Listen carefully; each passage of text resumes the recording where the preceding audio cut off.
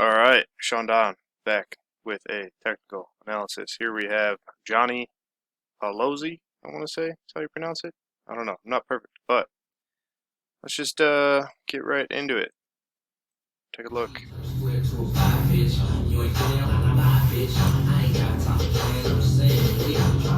Overall, a pretty solid throw.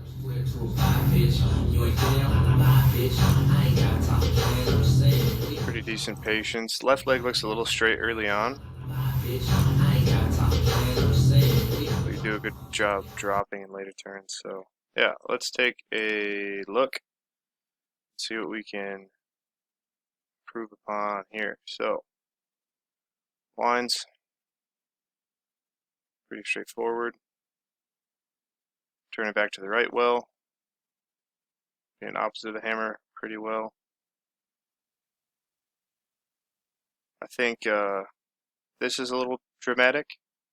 I'm not a fan of leaning back like this or extending or overextending the lumbar spine or the spine in general. I'd rather keep I think it's better to keep the torso a little bit more upright, kind of locked in. Think about if you're kind of doing like a squat. You'd want to be braced, and you wouldn't want to extend a bunch at that through the spine. You'd want to be kind of locked in through the torso. Be a little bit more centered, because I think this drastic kind of shift from left to right and front to back through here creates a little bit of instability. So being a little bit more upright and centered, and like I said, kind of locked in through the torso while still turning back to the right like you are would be pretty good. Also, you can kind of see, like I said, through the extension of the spine, you see the hips come pretty forward, which isn't a bad thing, but once again, if the hips are moving a bunch in the winds, they're going to move, or be more likely to move through entry and then through later turns, and that decreases stability, which decreases efficiency. So, just minor things here, though, not a huge deal. Like I said, still turn open into the right pretty well.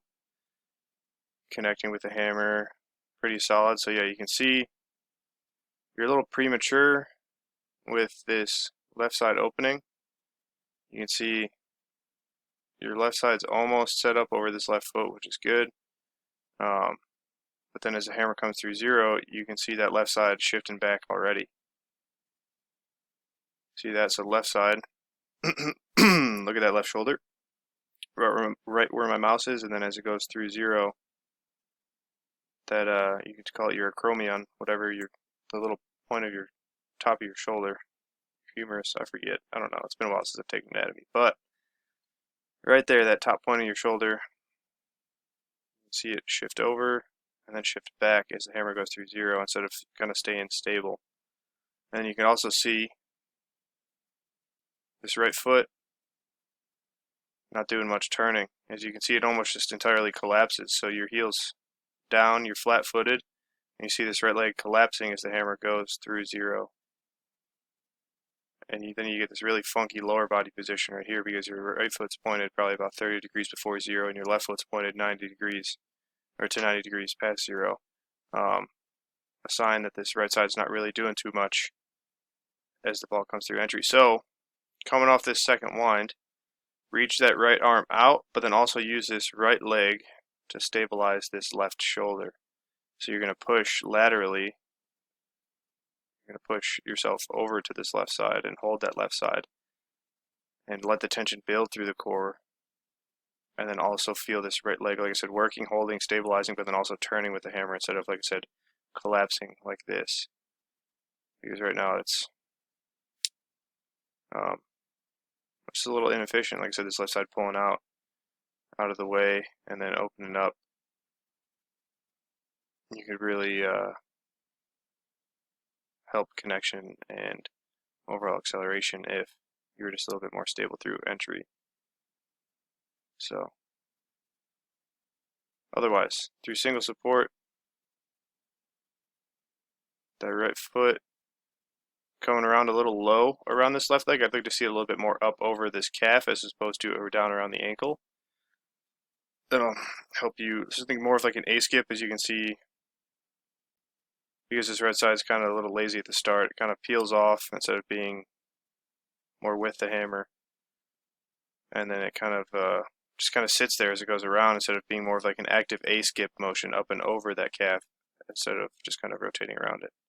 But you still catch early. Solid position here, shoulders level, torso, back's upright. Right hip looks more or less underneath you. And we'll see what happens from here.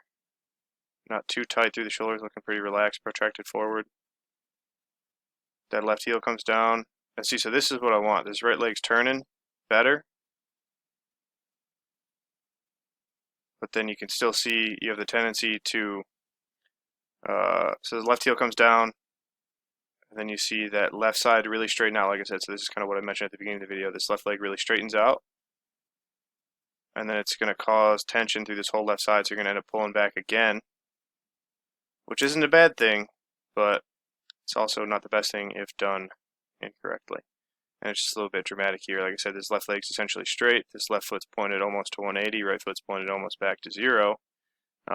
If both these feet were kind of parallel, it would indicate better connection with your body, with the entire system would, be more connected, your entire body to the ball. So same thing on this catch. Let this heel come down.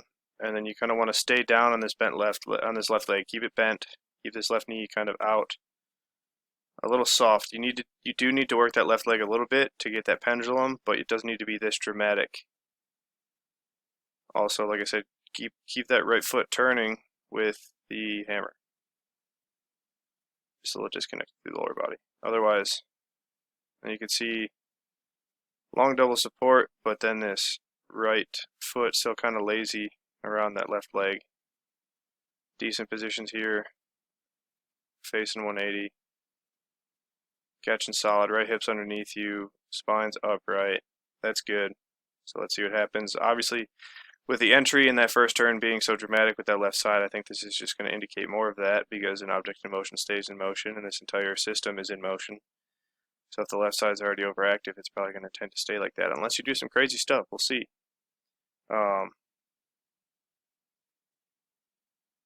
Yeah, not as bad here. As you can see, so this turn, you see the right leg turning with the ball better, but still that left leg has a tendency to open early because there's a lot of tension just in general through this left side.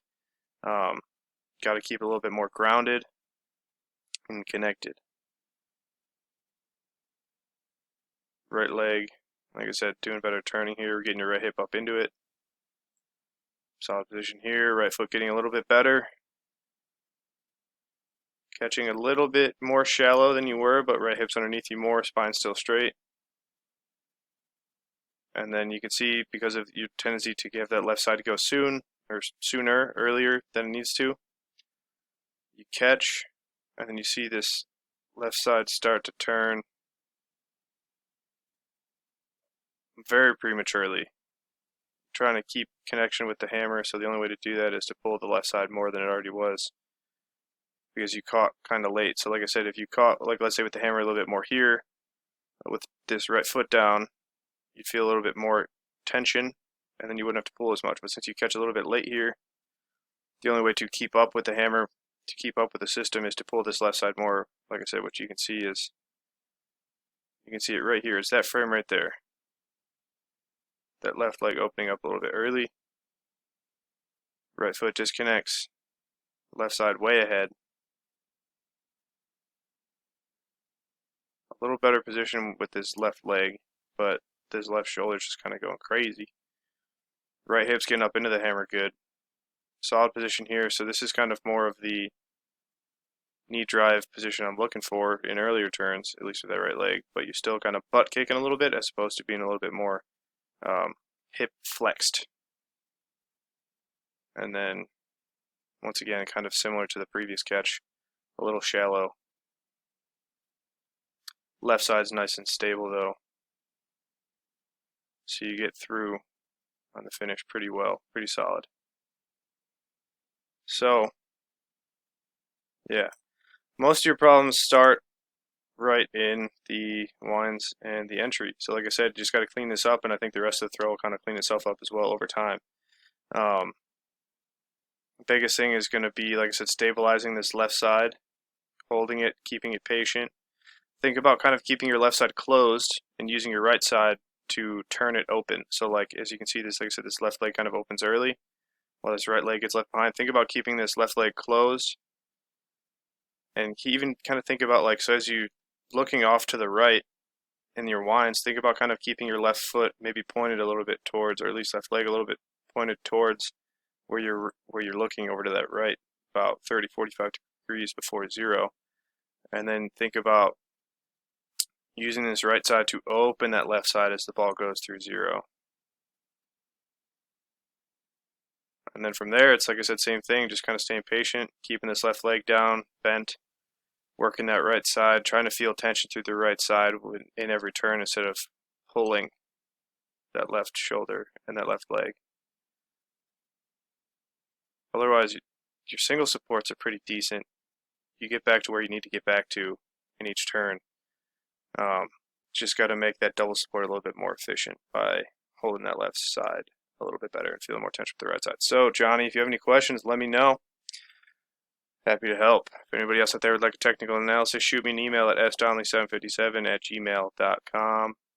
Let's get to work. Website's going to be up soon. I know you guys are excited. All right. Sean Don, peace out. Until next time, goodbye.